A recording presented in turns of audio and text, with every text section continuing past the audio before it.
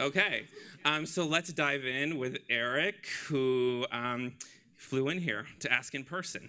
All right, kick us off.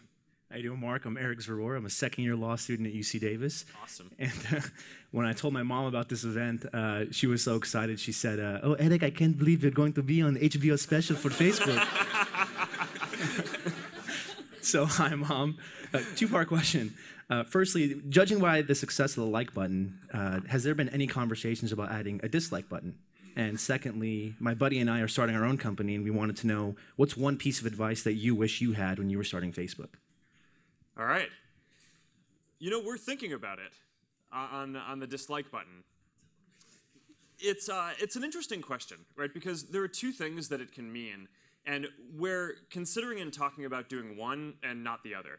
So the one that we don't want to do, right, is the like button is really valuable because it's a way for you to very quickly express a positive emotion or sentiment when someone puts themselves out there and shares something. And you know, some people have asked for a dislike button because they want to be able to say that thing isn't good. And that's not something that we think is good for the world. So we're not going to build that. I mean, I don't think that there needs to be a voting mechanism on Facebook about, you know, whether posts are good or bad.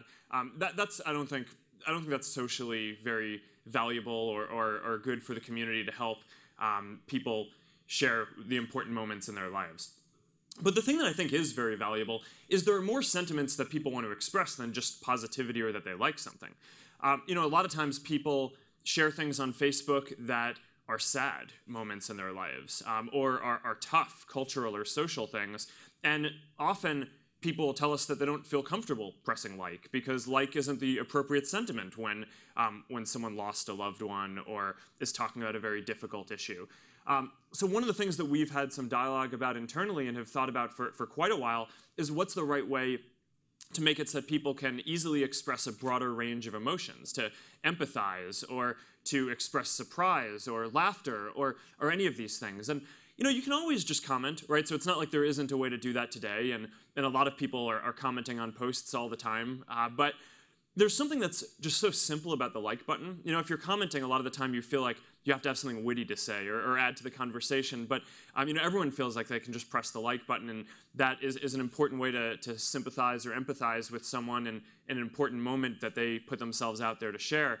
And I think giving people the power to do that in more ways with more emotions would be powerful. But we need to figure out the right way to do it so that it ends up being a force for good and not a force for bad and demeaning the posts that people are putting out there.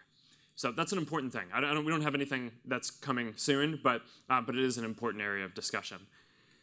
On your other question about advice for starting a company, the biggest thing that I would say is just don't worry about making mistakes too much. Right? The number one question that folks will ask me is, what mistakes do you wish you could have avoided?